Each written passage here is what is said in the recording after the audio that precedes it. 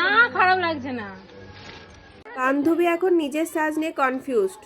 ও কনফিউজডই থাকুক, সেই সুযোগে আমরা একটু ফুলের পাপড়ি নিয়ে খেলা শুরু করে দিয়েছি। পরে আমার বিয়ে হয়ে গেছে রে ভাই।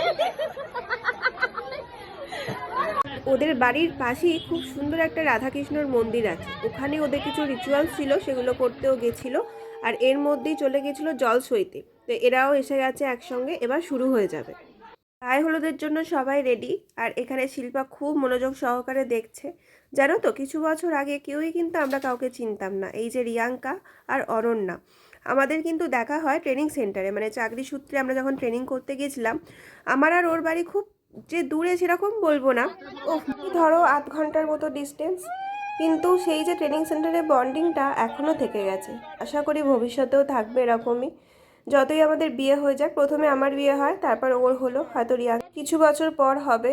সবাই হয়তো দূরে দূরে চলে যাব, কিন্তু বন্ডিংটা যেন থেকে যায়, এটাই আশা করি আর কি। যাই হোক, এখানে আমার গায়ে হলুদ মোটামুটি শেষ হয়ে গেছে।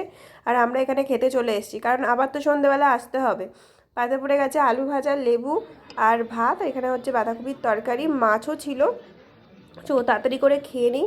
খেতে বসে যা গল্প শুরু হয়েছে আর কি বলবো, তাড়াতাড়ি খাওয়া হবে বলে মনে হয় না, কিন্তু না না, তাড়াতাড়ি খেয়ে নিতে হবে, কারণ সন্ধ্যাবেলা সাজগোজ করে আসতে তো আবার দেরি হবে, তাই না?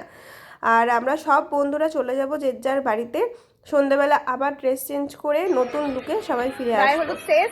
এবার শিল্পাকে ধরে নিয়েছি, কারণ শিল্পার এখন স্কুটি চড়ে বাড়ি যাব, মানে ও আমাকে অর্ধেকটা নামিয়ে দেবে, বাকিটাও যাবে, তাই তো? রাত্রিবেলা সেজে গুজে আসছি আবার। বিয়ের ভিডিও নিয়ে আসছি পরের একটা পার্টে, ঠিক আছে? আজকের মতো টাটা।